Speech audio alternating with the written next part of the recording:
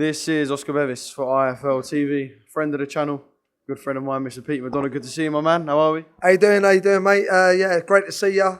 Great to be back in boxing. Like I say, Frank Warren show tonight at the York Hall. York Hall for me is the most famous, prestigious place of all. I boxed all over the world. I boxed in front of 40,000 people, but there's nothing like the York Hall. Yeah, there is something special about a Friday night down at the York Hall. Obviously, we saw you many times in the ring, do many special things, but just kind of the managing side and getting involved with fighters and taking more of a backseat from actually being in the ring. I guess you're kind of loving that at the moment. Yeah, definitely. It's a difference now. It's difference being a coach, a teacher, as I say. You know, it's very easy when the bell goes, you get out of the ring and you're down them 3 steps. But for me, I feel more nervous now working with fighters than what I did when I was fighting myself, because you can't control your own nerves. You know, you can't control their nerves. So it's very tough. Management-wise, it's a bit different. But coach-wise, I think you put a lot more pressure on yourself. Yeah. I mean, it's a weird boxing landscape at the moment. There's a lot going on. Obviously, the influencers have taken quite a centre stage. I know, obviously, you work with Tempo. How do you kind of view boxing generally at the moment? Because, like I said, the influencers are making a lot of noise. We've got some good fighters in this country. Abroad, there's a lot of big fights, undisputed champions being made. Where do you kind of see boxing at the moment, Pete? Very simple. I spoke to Eddie Hearn about this the other day, and I turned around and said to Eddie, I said, listen, 2 donkeys make a derby. And that's what people want to see. We don't know who's going to win. The problem is in professional boxing, we see a thoroughbred via donkey. And a lot of the times, you know what I mean? Not all the time, but a lot of the times. And I'd like to see thoroughbreds fighting thoroughbreds. And I think that's what I bring boxing on. Who cares whether they have a 13, 14 fight career, as long as we see the fights. And that's what people want to see, in my opinion. I want to talk to you about a couple of things coming up. Obviously, we've got that massive December 23rd card. Gearing towards Joshua and Wilder in the future, but on the same card, but obviously ultimately not fighting each other as of yet. Yeah, listen, the Saudi Arabian are doing an unbelievable job. Great, they're bringing it out there. Do I like to see the fights I'm seeing? Do I like to see Parker as an opponent? And do I like to see Wallen as an opponent? For me, I'd rather see 2 top fighters come together, whether it's Tyson Fury, Anthony Joshua, whether it's Deontay Wilder, Anthony Joshua. You know, I don't know whether these fights are going to be that good. They're talking about building it, but surely they're at the top of their game now.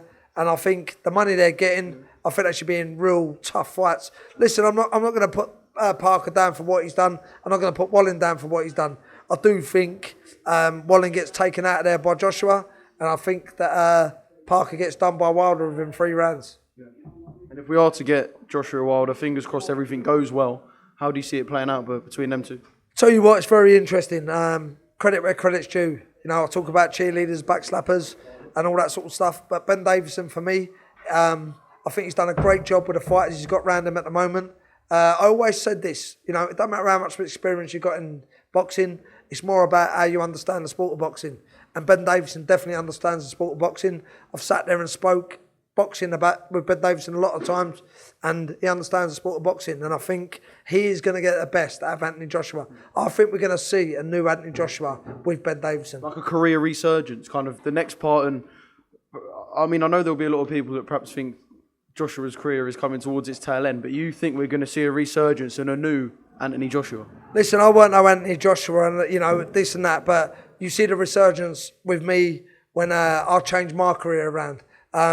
And I think the same's going to happen with Anthony Joshua. As long as he listens, he ain't gone too far over the hill. But you know what? I'm not going to sit on the fence. I'm going to tell you Ben Davison is going to change Anthony Joshua. I've seen things already. He's softened his knees. Instead of him being upright, he's softened his knees, been relaxed with him. You know, I think he's going to do a great job with Anthony Joshua. Yeah. And I'll tell you what's going to be the most interesting thing of all. If he does come through that fight with Wilder, Joshua Fury. Yeah. If it happens. With Ben in Joshua's corner, potentially as well. But again, Alexander Usyk is no pushover. He very feel. I know you love Ukraine and you've got a Ukrainian boy that you're working with at the moment, and I've said we'll come down to the gym and have a little chat with him very soon.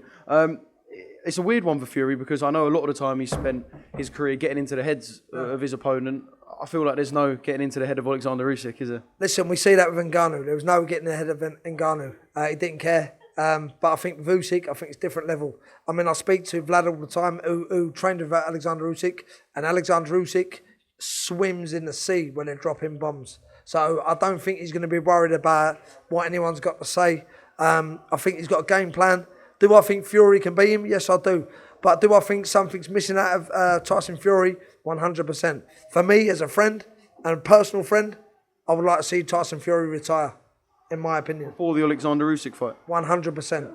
I would like to see him retire, because if it does go the wrong way, I'm thinking about his mental health. I ain't thinking about if this or that, or money or anything else. Because no matter how much money you've got, if something gets in your head, it can do you. Personally. Do you think the Francis Ngannou fight takes the shine a little bit off the Alexander Usyk fight? No, I don't, because look at the people Fury has struggled with, in the past. I'm not going to say I'm looking at it from that point of view. I'm looking at it from the before point of view, when he fought Deontay Wilder 3 times. Let's not forget, he demolished him in the second fight. The third fight, he struggled. And I think we see a little bit of a decline in Tyson Fury.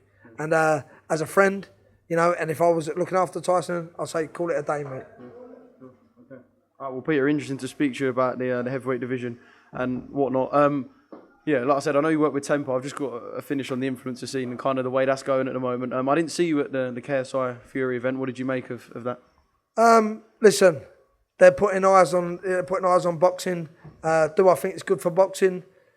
I don't know if it's good for boxing, but I'll say it as it is straight away. They're 2 donkeys in the derby. Let's not try and put these kids in the derby. Let's not try and put these kids in my fighter Jan and other people that are doing it the hard way. Yeah, they're doing it a different way. But for me, but you can still respect the way that they're doing things. I can respect it, because we're getting 2 donkeys in the derby. We're getting 2... entertainment. It's an entertainment sport, isn't it? Let's get 2 thoroughbreds in boxing. If we got kids being built up quicker than what they are, I think we get a lot of people involved in boxing. That's my honest opinion. And so it isn't the influencer scene that can get people involved. Yes, it might bring eyes, I guess, to the sport, but what is going to get people involved is watching professional, well-matched fights. Listen, I had a conversation the other day. I'm going to sit on the fence with this one. I had a conversation the other day with somebody who is one of the biggest promoters in the world. And he's turned around and said, the fighters don't want to fight. The managers don't want the fighters to fight. What chance have you got? But I said, you're promoting them. So you sign them, make them fight. The fight should happen.